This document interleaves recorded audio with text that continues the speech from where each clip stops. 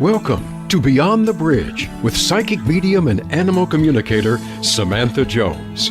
We are glad you are here and hope you enjoy the next hour where Samantha and her guest will help connect you to the magic of the universe, as well as to your loved ones and pets, both here and beyond the bridge. And now, Samantha Jones. Hello, friends, and welcome to this week's episode of Beyond the Bridge. I am your host, Samantha Jones, and I am so glad that you are all here today.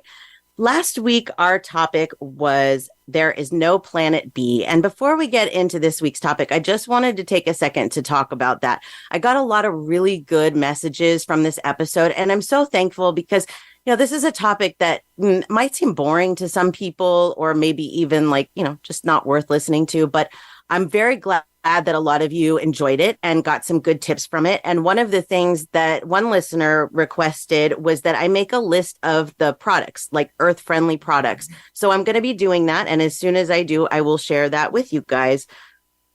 Last week, we had also the Maui fire. And this happened shortly after, the episode happened shortly after that. And so we didn't have a lot of information on it yet. So I didn't really talk about it.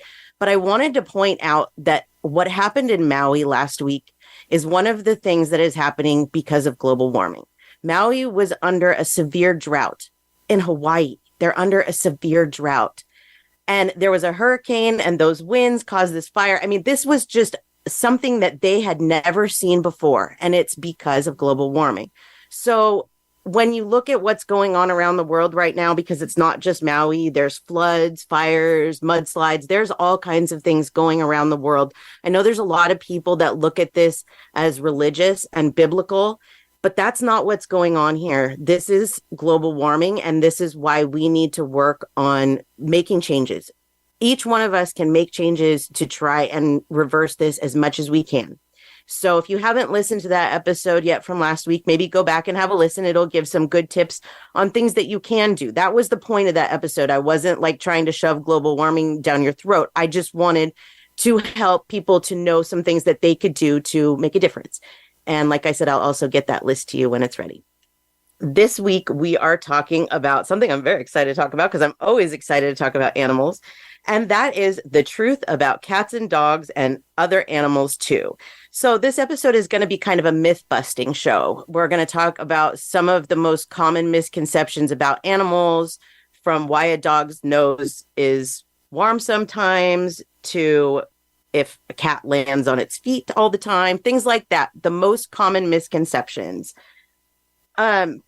The topic, the actual name for this show, I got from a movie, and I wanted to mention this because I think that this is a really cute movie. But there is a movie called The Truth About Cats and Dogs. And ironically, the main character in this show is a radio host that does a show about pets.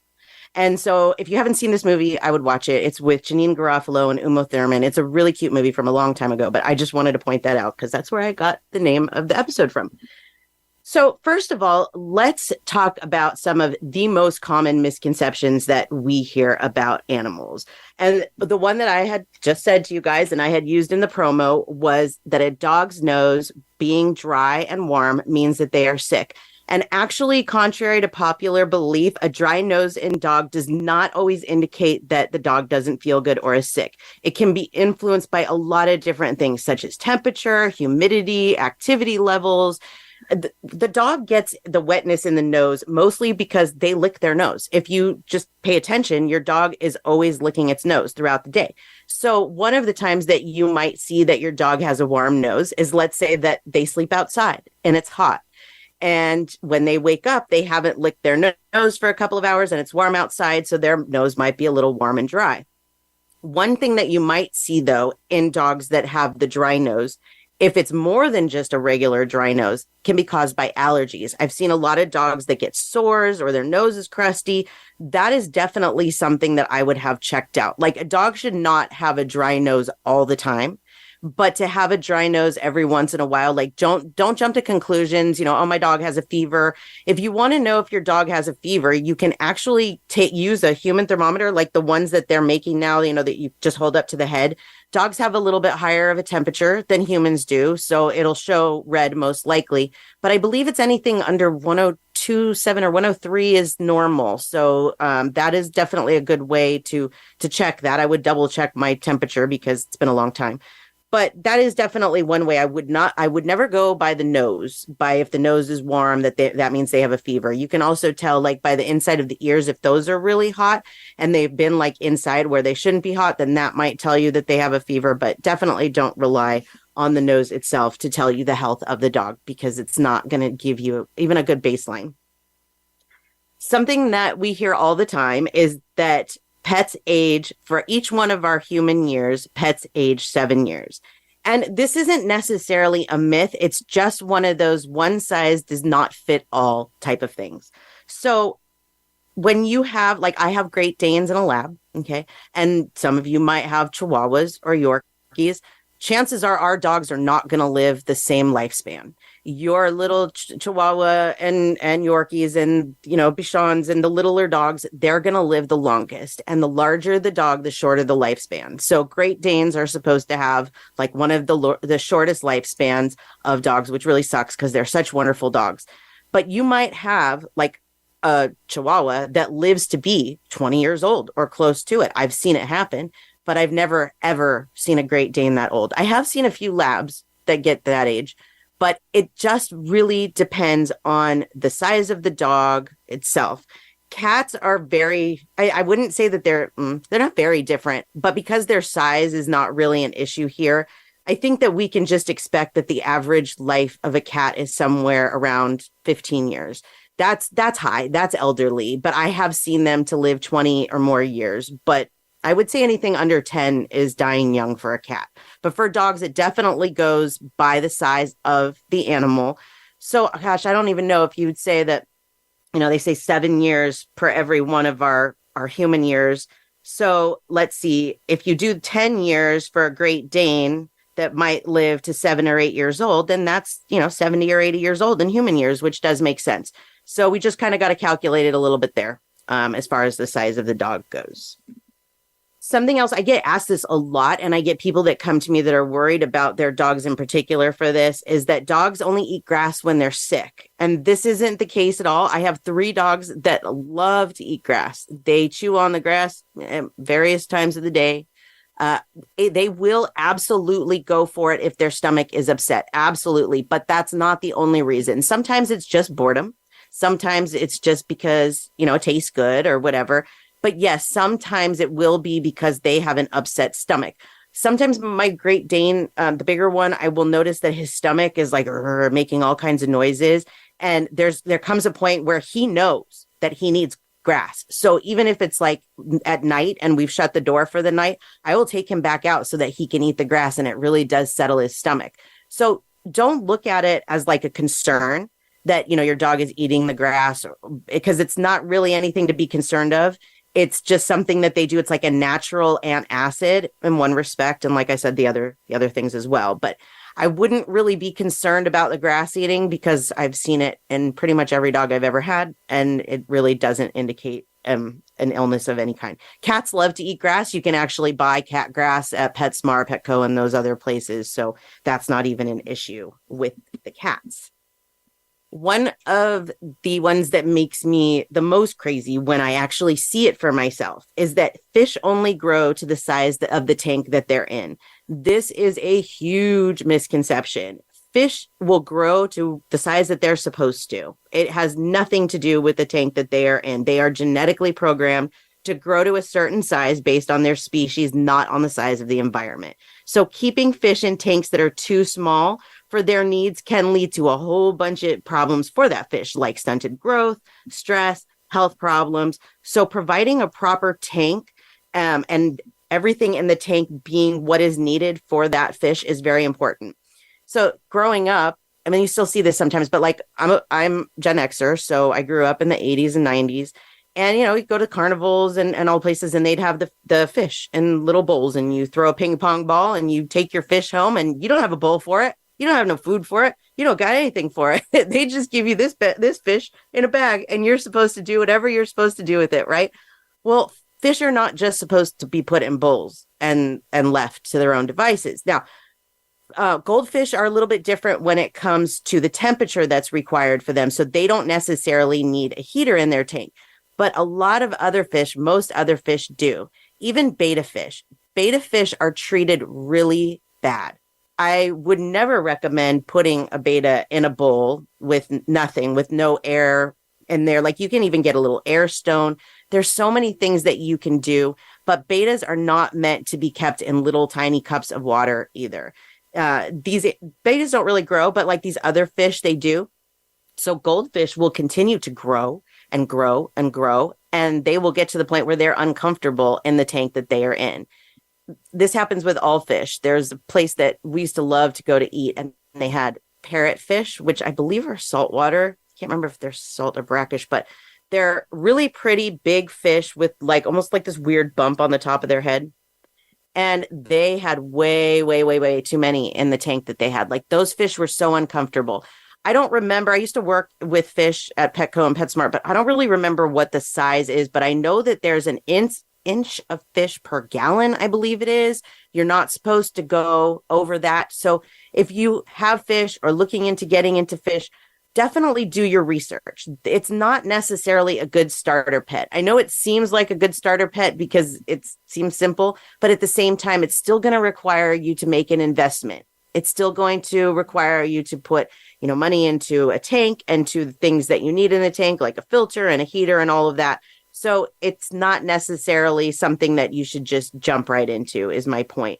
Make sure that when you have fish, that you get fish that are appropriate in the groups together. Most fish places are good about this. They're not going to sell you like a neon and a cichlid together because they know that cichlid will immediately kill that neon, but you might not know that. And so you should always do your research and make sure that the type of fish that you're looking for too is what you're looking for. Because like with the cichlids, I really didn't know the first time that I got them, and they're actually really aggressive fish. And like I had one that he was like lepto something or other. Can't remember his complete name, but he was this long yellow and black fish. And we got him with a bunch of cichlids, and he killed every single cichlid in that tank.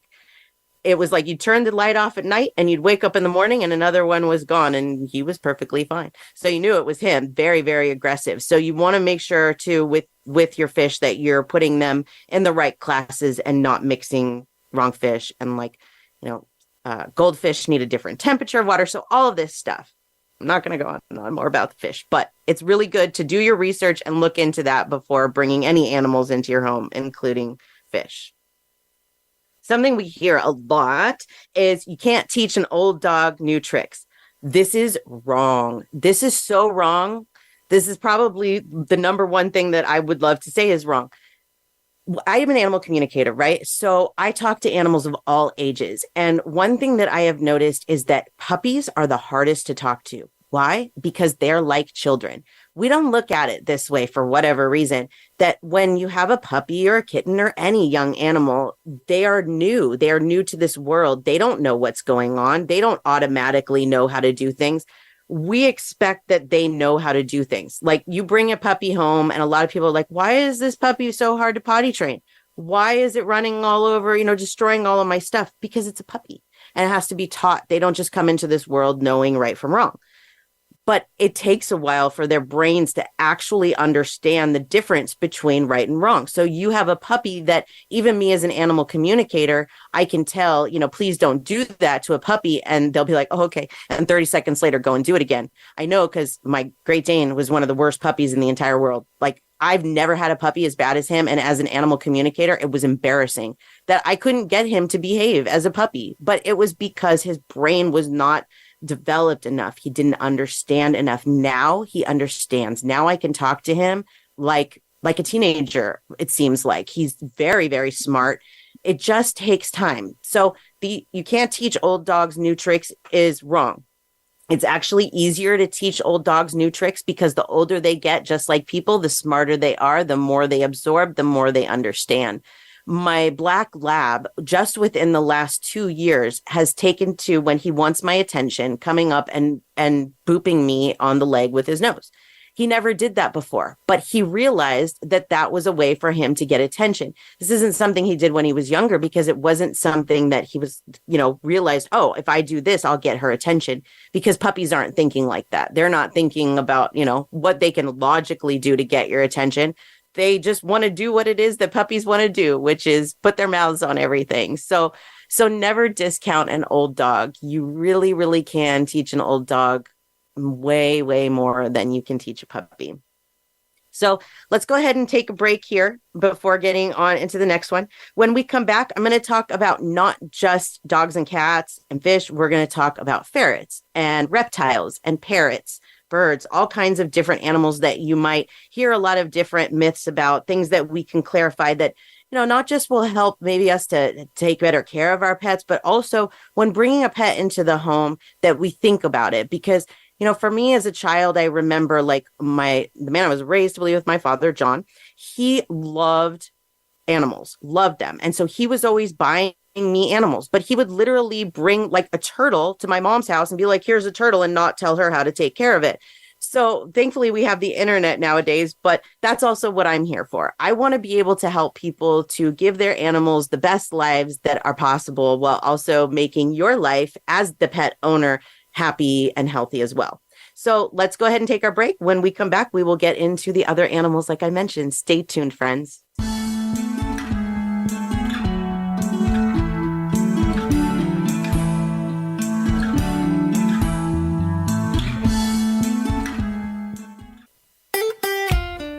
Follow Voice America at facebook.com/Voice America for juicy updates from your favorite radio shows and podcasts.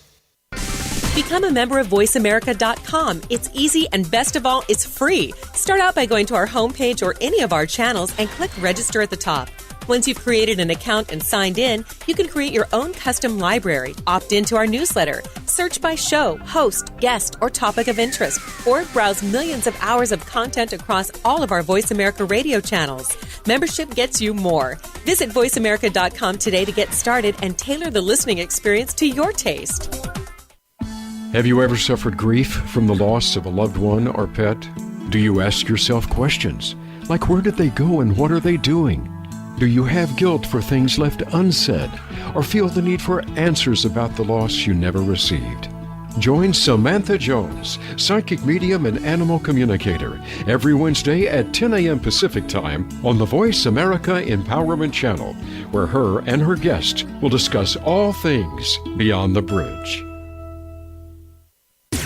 Voice America programs are now available on your favorite connected device, including Amazon, Alexa, and Google Home. Through streams with Apple Podcasts, TuneIn, and iHeartRadio, listening to your favorite show is as easy as saying the show name followed by the word podcast. Hey, Alexa, play Finding Your Frequency podcast. If that doesn't work, try adding on TuneIn or on iHeartRadio or on Apple Podcasts. It's your world. Motivate, change, succeed. VoiceAmericaEmpowerment.com. Welcome back to Beyond the Bridge with Samantha Jones. Have a question for Samantha or her guests, or would you like a reading?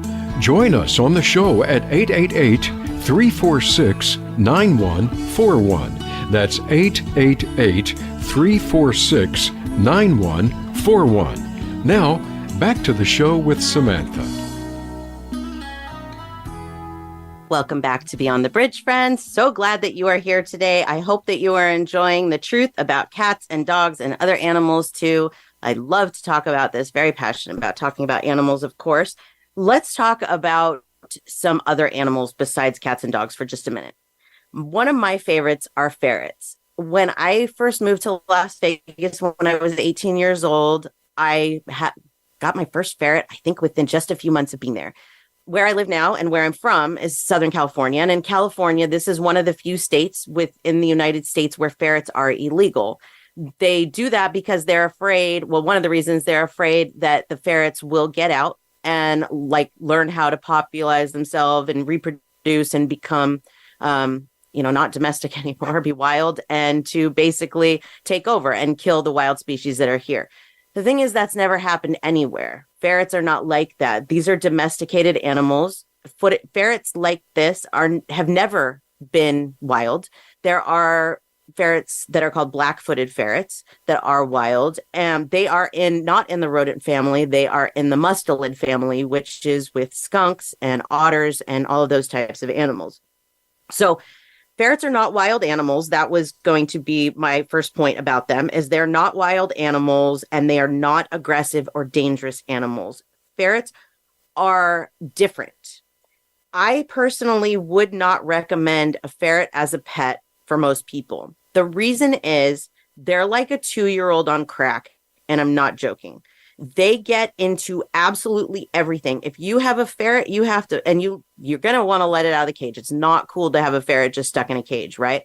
So unless you have like a ferret-proof room that you keep them in, if you're going to let them roam around your house, you have to ferret-proof things. They get up into cabinets. Like if you ever see underneath your kitchen cabinets, if you put your face under there and like look around, you might see that there's these holes that go in between the cabinets and they'll get in there. I've had them get up inside of the oven.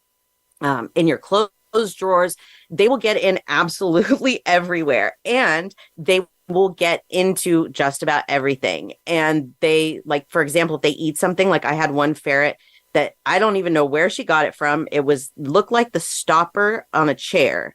And she got a hold of this, swallowed it, and it filled up her entire stomach. And so we had to do surgery. And unfortunately, she didn't make it. But they will eat anything. They're just very, very complicated animals. So definitely not one that I would suggest for a beginner pet, or, if you're looking for something calm, if you're looking for something that you can cuddle, that's not the animal for you as well. They are very friendly, very playful. They love to be together in groups, but having one by itself is also not good because they like to be with other ferrets and they'll get lonely. So there's a lot of myths out there about ferrets. I'll talk about more later, but it is definitely something that I love to talk about. If you have any questions, like if this is an animal that you're considering getting, feel free to reach out to me. I have lots and lots of experience with them, and I will definitely help you in any way that I can. One of the other animals that kind of gets a bad rap are rodents, and that rodents are dirty animals. Well, like any animal, their cleanliness depends on a lot of things. While wild rodents are associated with, of course, unsanitary environments, it's important to understand that wild rodents and those kept as pets are completely different situations. Pet rodents, things such as hamsters, gerbils, guinea pigs, rats, things like that can be kept very clean and healthy with proper care and hygiene and regular cleaning of their habitats. So just like any pet, the rodents will be clean if you maintain their living environment. They're not necessarily dirty. So it's just like with anything else. It's like you can't compare coyotes to domesticated dogs. You can't compare wild rats to domesticated rats or any kind of domesticated rodent. They can be very affectionate. They can be very fun to have. I've had rats. I've had gerbils. I've had hamsters. These are probably pets that are good for younger children so that they can have something to watch. But again, like it's really important that you as a parent stay involved in this to keep the animals clean, because that really is the most important part. But like, you're not going to go to a pet store and buy a rat that has like the type of disease that in the rats that are like in New York, for example. Like that's not how it works. Those are two different types of things. So when you see the rodents in the stores and stuff, don't necessarily look at them as being dirty, because they're not. They can actually make really, really good pets. I also am a huge bird lover. I have owned birds in the past. I've had lorikeets, and I had an eclectus, a male eclectus, for a while. And they are amazing animals. But one of the things that I hear people say is that they are low maintenance pets, which they are absolutely not low maintenance pets. Parrots are intelligent and highly sociable creatures, and they require mental stimulation, social interaction, and enrichment in their activities. So parrots, any kind of bird in the wild, there's a few things that they do all day, but one of those things is forage. So they're looking for food. When you take a bird and you put it in captivity, they don't have to do that anymore. You provide them with a bowl, or, you might give them a plate of fruit and vegetables or whatever, but they don't have to go find it for themselves. You're providing it for them. So what are they supposed to do the rest of the day if they don't have the foraging? They need other things to do to keep them busy. One of the main reasons that birds pluck their feathers is because of boredom, because they don't have anything to do. So birds are not low maintenance. They need a wide variety of mental stimulus, like toys. You can make foraging toys to help them so that all their food doesn't come from a bowl. But on top of all of this stuff, finding veterinary care for some of these animals that I'm talking about, not just the birds, but ferrets, reptiles, these all can be really difficult to find a vet for. Most vets they only see dogs and cats, and some will see like maybe rabbits or whatever. But you need a particular exotic vet for birds. A regular vet will not be able to treat your bird properly. And a lot of places don't have that. So it's very important that if you get a bird, that you make sure that there is some kind of vet within your area, that if there was an emergency or your bird got sick, that you could take them to. This goes for any of these exotic animals, because this is so common. I have this group that I follow on Facebook, and it's an exotic animal page where people ask for advice with their animals that might be their exotic animals that might be sick. And I hear so often, or see so often on this, that they don't have veterinarians within their area. These people that have the exotic animals, they don't have a veterinarian that's less than 3 or 4 hours away. So that's something else to take into consideration with these animals, that besides dogs and cats, is that if they do need to go to the vet, that is going to be an issue there. There's also, with birds, one of the issues is that they have very, very sensitive respiratory systems. So things like candles and air fresheners, even Teflon pans can kill a bird. My half brother, his grandparents had a bird, and she died because of something that they were cooking, that it burned in the kitchen, and it was on Teflon, and the bird died from it. It's that easy. It happens that fast. But these aren't things that they tell you when you walk into a pet store to buy a bird. These are things that you need to learn for yourself. And most people don't. They just think, oh, this is a beautiful creature and I'd love to have it. It's intelligent. It talks. But there's so much more that goes with having a bird, and parrots especially. So definitely that's not a low maintenance animal for sure. We hear a lot, too, about people that just release their animals into the wild when they're not interested in keeping them as pets anymore. This makes me so sad. And I see it at times because I work with some of the rescues that they will find dogs just abandoned. It makes me really, really sad. But there's no animal that you buy in a pet store or from a breeder or anything that should ever be released into the wild. Not a fish, not a turtle, not a anything, because they're not wild. So they don't know how to provide for themselves. So like, let's say that you have a turtle, because I faced this myself. I went to a garage sale and this lady was selling red-eared slider turtles. They were literally smaller than the palm of my hand, really, really small. She wasn't selling them with anything at all. No tank, no anything. And these animals, they require stuff. They require a pond or a nice tank or whatever. So I took 2 home, and we had them for, I don't know, maybe a year or so. And they just kept getting bigger and bigger in their tank. And the tank was so impossible to keep clean. And it was just becoming a nightmare. And then one of them started getting sick. And I was like, I really can't do this anymore. I need to find a new home for them, someplace where they will be happy, someplace with a pond. And I contacted multiple rescues, and most of them turned me away. But the ones that didn't, and what I got the most from people was take them and dump them at the duck park or another local pond, like a golf course or something. And if you go to a golf course, you will see that this happens a lot of times, that there are usually a lot of red-eared sliders that have been dumped there, a lot of fish. The thing is your particular pet hasn't been trained or taught or anything how to live in the wild by itself. So it doesn't know how to capture its own food. It doesn't know how to protect itself from predators. There are some instincts that kick in there, but they're still wild animals.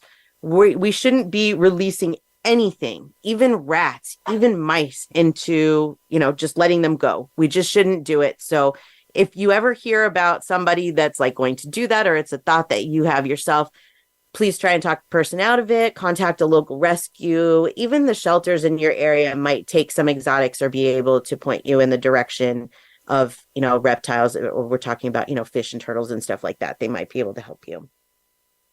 Another thing that I hear a lot is that things like fish, they don't experience pain. My ex-husband was a fisherman and it bothered me. And he used to go, it's no big deal. They don't even feel it. When you hook them in the mouth, they don't even feel it. No, they feel it. They do. They have nerve endings. They feel it. All animals have nerve endings. It's just if the brain can process things, and an animal like a fish doesn't obviously have the same processing as a human or whatever. So it is different. But all creatures feel pain, all of them. So we need to take that into consideration when we're doing things. I mean, not going to stop people from fishing, and it is what it is. But it seems so barbaric, the catch and release fishermen. Doesn't that just seem, it's like, if you're going to catch it, just eat it. Why you release it with a hole in its mouth so that it can go down to his friends? Friends like, what happened? What happened to you? Oh, somebody up there. Can you imagine the stories that fish tell to each other? Anyways, but yeah, they do feel pain. All animals do. Let's talk about cats again for a minute, because one of the things that we don't see much anymore, but that I used to work in veterinary hospitals and saw this a lot, is the declawing of cats. And some people think that this is just harmless. It's not a big deal. But I will tell you that I've seen it myself, and it is absolutely barbaric. And most places will not do it anymore. I don't know a single vet in our area or anywhere that I've talked to that will do it anymore, but I'm sure that there are ones that will. Don't do it. Please. It is not worth it. I'm not going to get into it, but I'll tell you that just witnessing it for the short time that I worked in veterinary hospitals was very traumatizing. It's not just cutting the nails there. You're actually removing toes and the joints. You're removing the joints at their toes. So it's very, very uncomfortable. It can cause a lot of problems, long-term physical health problems, behavioral issues, long-term pain. So just please don't do it, even if it is still allowed in your area. Something else that we hear about cats is that they're nocturnal. We also hear this about ferrets, and that's not necessarily the truth. These animals are most active at dusk and dawn. However, they don't sleep, through the day and then are awake all night. They're up and down. Ferrets actually sleep a lot. They sleep like 20 hours of the day, sometimes even more. So you can't necessarily call a ferret nocturnal if they sleep that much, because they sleep all the time.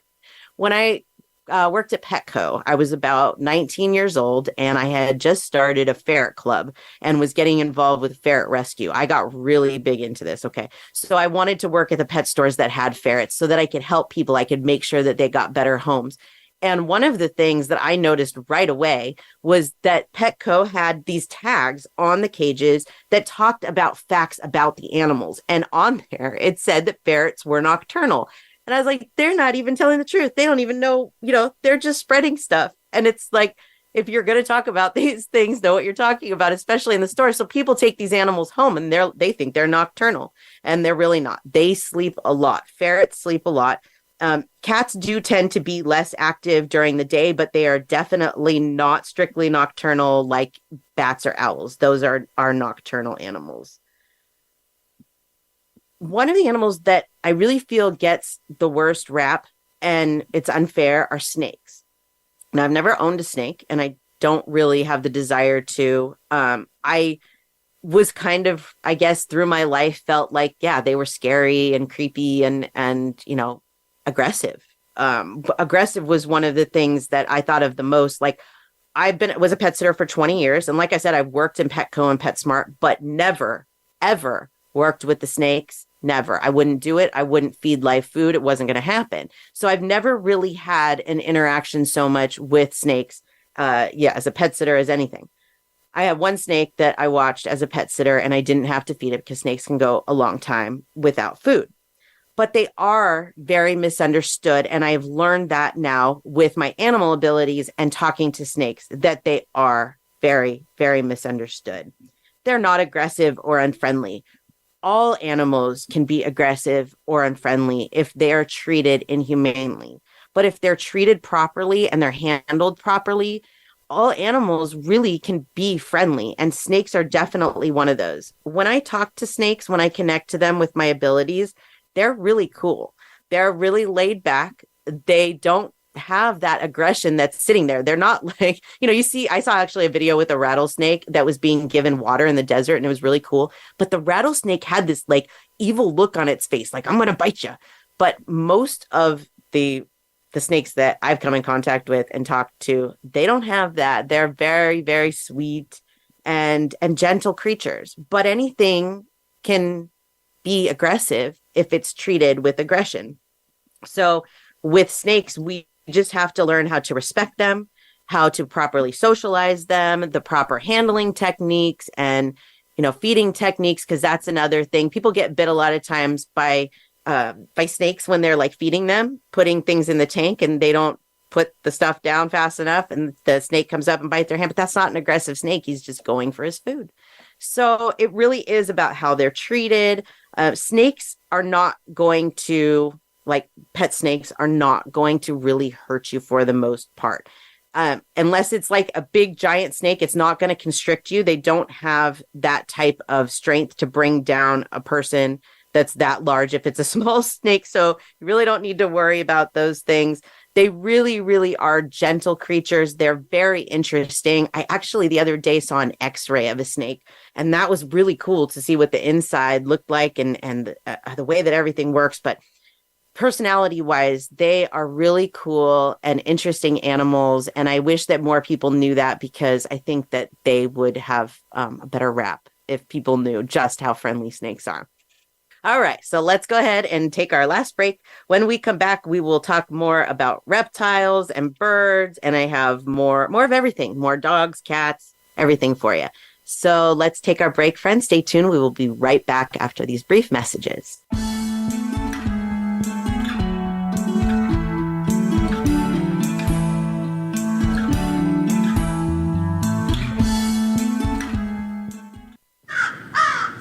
Birdie told me Voice America is on Twitter. Follow us at Voice America TRN. Where can you listen to some of the world's top life coaches ready to dish out success tips and entrepreneurial guidance? The Voice America Empowerment Channel will do just that. Whether it's personal growth, building a better business, or inspirational life stories, make it a daily habit to tune into our programs. From weight loss and personal branding to law of attraction and increased happiness, you'll find it every day at VoiceAmericaEmpowerment.com. The Voice America Empowerment Channel. It's your world. Motivate, change, succeed. Tune in to the Voice America Variety channel on the Voice America Talk Radio Network. Voice America Variety broadcasts a diverse array of topics, reaching a global community. Our experts come from all walks of life, and the topics they discuss are everything from current events, arts and entertainment, leadership, parenting, relationships, self-improvement, career advice, and a variety of other topics. Check us out today. You're sure to find something of interest. Voice America Variety. Talk on today's hot topics. Life can be confusing at times. There can be uncertainty, disappointment, and an inability to clearly see where you're headed. But it doesn't have to be this way at all if you understand how to take the next step in your life. Tune in to Living the Miracle with your hosts Michael and Raphael Tamura. We'll help you to find the deeper meaning that awaits you in your life, have certainty in yourself, and learn to be clairvoyant. Listen Wednesdays at 11 a.m. Pacific Time, 2 p.m. Eastern on Voice America Empowerment. It's your world. Motivate, change, succeed. voiceamericaempowerment.com. Welcome back to Beyond the Bridge with Samantha Jones. Have a question for Samantha or her guests, or would you like a reading? Join us on the show at 888-346-9141. That's 888-346-9141. Now, back to the show with Samantha.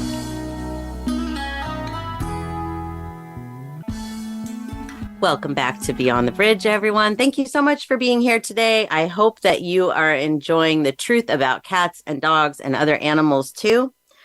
One of the things that we hear about is cats having 9 lives, right? Obviously, they don't have 9 lives, but what is this about? Why do people say that cats have 9 lives? So this is obviously something that probably comes from folklore or whatever. But cats are known for their agility and their quick reflexes and their ability to survive accidents that actually might cause other animals harm. So they're really, really resilient, which is why there is that belief of, these cats have 9 lives. But that's not necessarily the case, obviously. They're susceptible to everything, of course.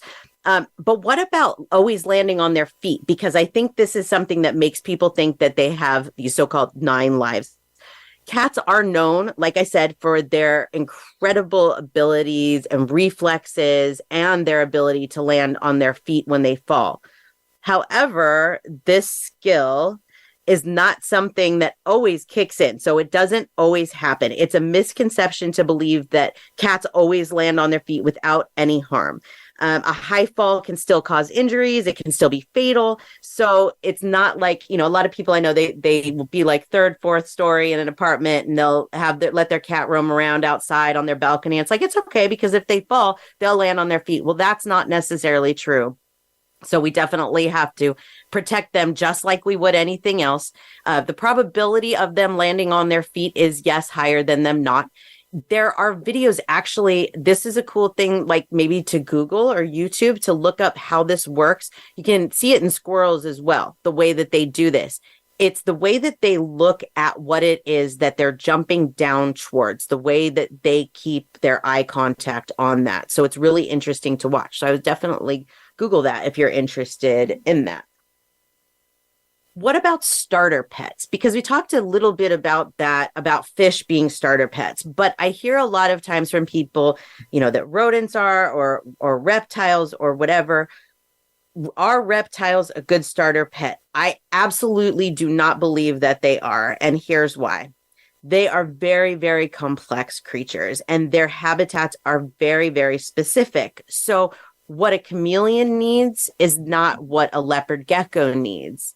And what those two need is not necessarily what a snake needs. So in order to find the best or give the reptile the best life possible, you need to do your research on all of this, on what kind of bedding they need, what kind of anything, the humidity, the lighting, the size of the enclosure, the temperature. These all vary per each individual reptile. Bearded dragons are really good pets, but I wouldn't necessarily say that they're a good first pet because they definitely need certain things. They need an environment where a temperature is at a specific level. These animals also need live food like crickets or, when it comes to like snakes and all that, it doesn't necessarily need to be live food, but it really does help with their overall health. So like some people will feed frozen to snakes or whatever, thaw them. And I think that's okay. I don't know much about snakes and stuff like that. But when it comes to these other reptiles like geckos and bearded dragons and all that, they need a variety of different foods. Some of them even like greens and fruits and vegetables. So it's important to give them all of those things. There's too often where I've seen people go into pet stores and buy a reptile and they're not given any proper instructions and those animals suffer. And it's really, really sad for that. It's like, I don't know if people just don't look at them as having rights because they're animals, that they just think it's okay to put them in a tank or a cage or whatever and ignore them. But it's not. Like I said, I used to be a pet sitter, and there was this one pet sit that I did where they hired me to take care of their cats. And then at the end of the new client consult, they said, "Oh, our son used to live here. He doesn't anymore, but he left his leopard gecko. And would you mind just feeding him? There's a couple of crickets on the side. They had like a bowl of crickets things on the side. Feed him a couple crickets a couple times while they were gone," right? When I saw the conditions that this leopard gecko was living in, I was appalled. The entire tank was full of poop. It was just full. Like it had never, ever, ever been cleaned. It smelled so bad. He had no heating. He had no, like these are nocturnal creatures, but they still need the light for the heat. And, they need a normal pattern. It's not just, shouldn't just be dark all the time. I was absolutely appalled by the way that they were taking care of this leopard gecko. And I tried my best to educate them. I helped them. I brought a little shelter for him because they didn't have any shelter for him. He was literally just sitting out in the middle of nowhere and they like a place to hide. So I brought him a shelter to go in.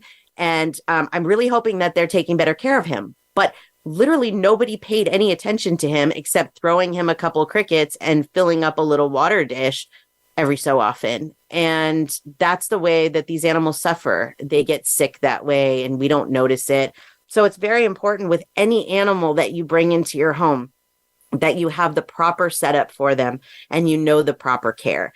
And, it's not going to be perfect, of course, but these animals deserve our respect. And if we're going to bring them into our home, we should treat them with that respect and give them a good life the way that they deserve to have a good life. I had mentioned that birds are not good starter pets either. So yeah, definitely. I mean, there's, like cockatiels and budgies, they're better than like a parrot, but still you're going to face the same things with all of the toxins in your home and everything. So, I think that starter pets is almost an oxymoron. Of course, we have to start somewhere, right? But we still need to be respectful and we still need to learn about them and not look at them as like, oh, this is my first pet, so I can just neglect it, because I'm learning. We need to learn about the animals before we bring them into our homes. Absolutely. Talking about birds a little bit more. A lot of times I will see birds that are just fed seeds and people think that this is enough. It's not enough. Birds need a wide variety of foods. In the wild, like I mentioned before, they would forage all day. They would find a wide variety of things. Most parrots come from places like South America, Australia, those places where fruit and vegetables and everything that they need is in abundance. They don't eat seed. I mean, if there's seed there in wherever they are, sure. But that is not what they're looking for in the wild. They're looking for the nutrients. And that isn't necessarily found in these little seeds, especially sunflower seeds are just empty calories for birds. So it's really important that if you have a bird that you feed it the proper nutrients, things like fruits and vegetables. You can add pellets as well. Grains. There's so many different things that you can add, pastas, things that you cook for yourself that you can give to your birds. Of course, there's things that they shouldn't have, like avocados and, those typical things, but they should be kept on more than just a seed diet. So if you have a bird and that's all you're feeding them right now, definitely do some research on feeding them better. I hear from a lot of people, well, my bird doesn't like fruits and vegetables. Well, one thing that's important is like if let's say, for example, you give your bird corn, okay, which isn't one of the most nutrient things, but it's okay. Let's say you're giving them corn, right? And you put it in their cage and they don't like it. They just look at it, right? Okay, that's okay. But don't give up. Try again, because just because they didn't take it the first time doesn't mean that they won't again. It's something new. And so they might just be looking at it as like, what's that? I don't want to try that. Just like a child, when they have a new food that's put in front of them, they might not necessarily want to eat that food because they don't know what it is. But don't give up. If you're cooking something, if you're cooking, vegetables, or you are slicing fruit for yourself, give some to your bird to try on a regular basis. And then eventually I bet you'll find what they like, because a lot of birds do love things like pasta and rice, We should stay away from the things like sugary cereals, but I used to give mine the Cheerios, not Honey Nut, but the regular Cheerios, things like that, different things that they should eat, but they should never just be eating a seed diet. It's not the nutrients that they need. So let's see a little bit more about ferrets, because I love to talk about them. One of the myths that I've heard is that ferrets are good pets for children. And I don't believe that this is true, especially with young children, because ferrets are very, very fragile. And I've actually had a couple of people, one person recently that came to me and she's like, my ferret died. I don't know how. And her 3-year-old daughter, what ended up happening was her 3-year-old daughter had stepped on the ferret and broke its spine. It happens that fast. Again, the ferrets are really high maintenance. Like if you have a recliner, you shouldn't put your recliner up when the ferrets are out because they could be under the chair. It happens that fast. So with young children, this is probably not the best pet for them. If you're looking for something more for young children, maybe hamster or a guinea pig, especially if they want to handle something, a guinea pig would be better than a ferret because they are so, so delicate. Ferrets also, like when I had them, because at one point I had 6 of them, and people would always go, oh, your house must stink.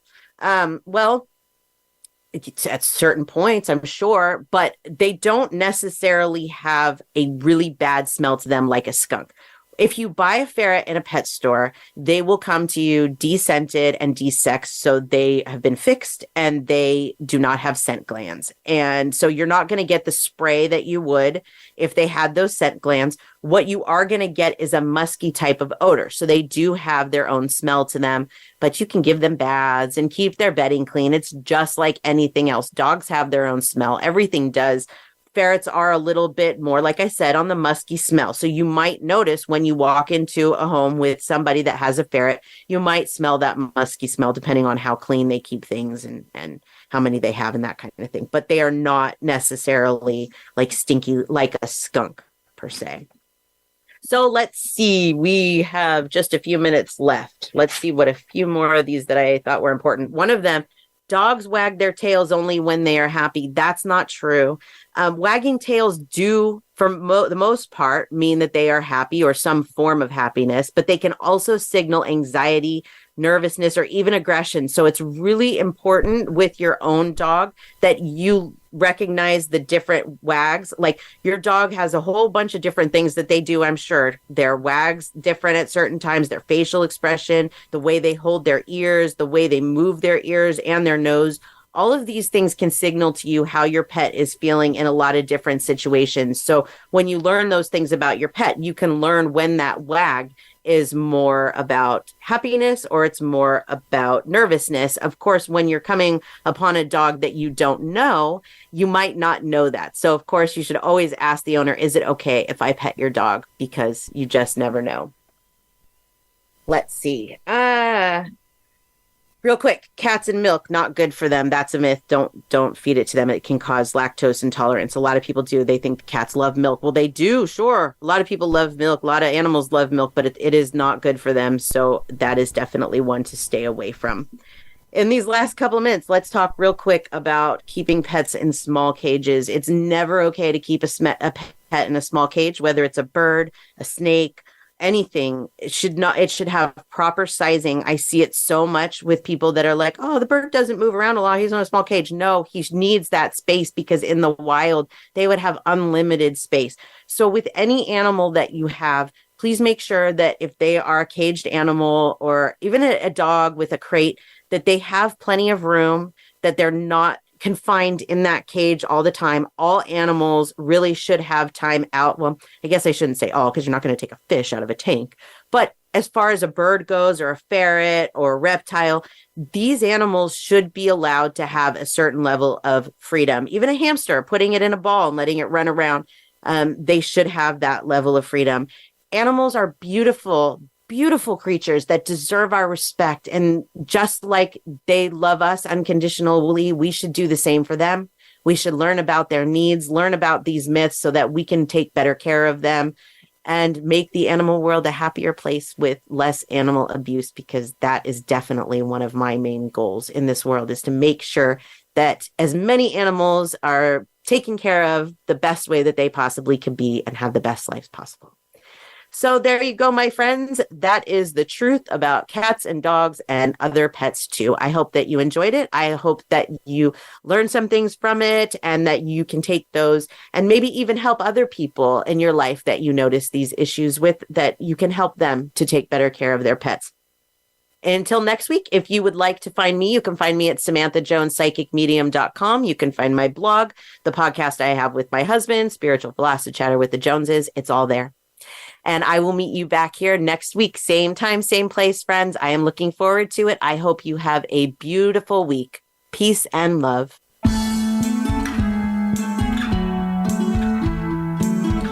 Thank you for tuning in to this week's episode of Beyond the Bridge. We hope you will join Samantha and next week's guest for more eye-opening ways to connect to the universe. Until next week, peace and love.